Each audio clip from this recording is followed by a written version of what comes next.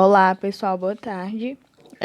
Dando início à nossa sexta aula de Geografia hoje, 12 de novembro de 2020.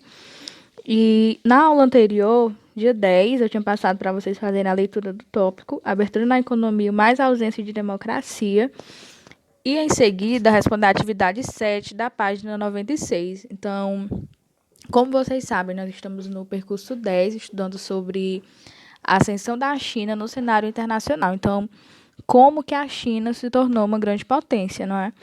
Então, depois de fazer a leitura desse tópico, abertura na economia mais ausente de democracia, vocês iriam saber responder se a China é um país democrático ou não. Então, como eu disse, né, para fazer a leitura desse texto, desse tópico, abertura na economia mais ausência de democracia, e em seguida vocês iriam saber o que responder em relação à atividade 7, né, que era perguntando se a China é um país democrático. Então, aqui diz que democracia é o regime de governo em que a população de um país participa das decisões políticas de forma direta ou indireta. Então, isso é democracia, é a participação da população, né, em relação às decisões políticas. E a abertura da economia chinesa não foi acompanhada pela abertura política. Na China, apesar de existirem pequenos partidos além do Partido Comunista, a atuação desses é pouco expressiva, sufocada pela atuação do Partido Comunista Chinês.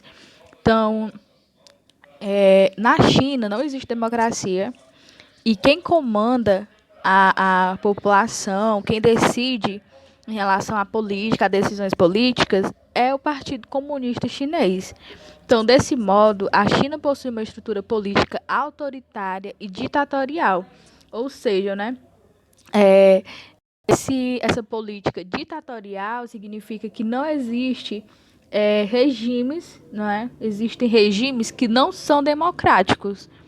Ou seja, né, são governos regidos por uma pessoa ou entidade política e não há participação popular, não existe democracia.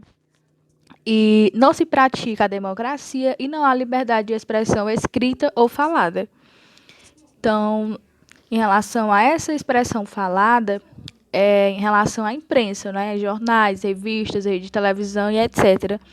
Então, essas imprensas, ela é censurada pelo governo e a internet no país está sob controle governamental.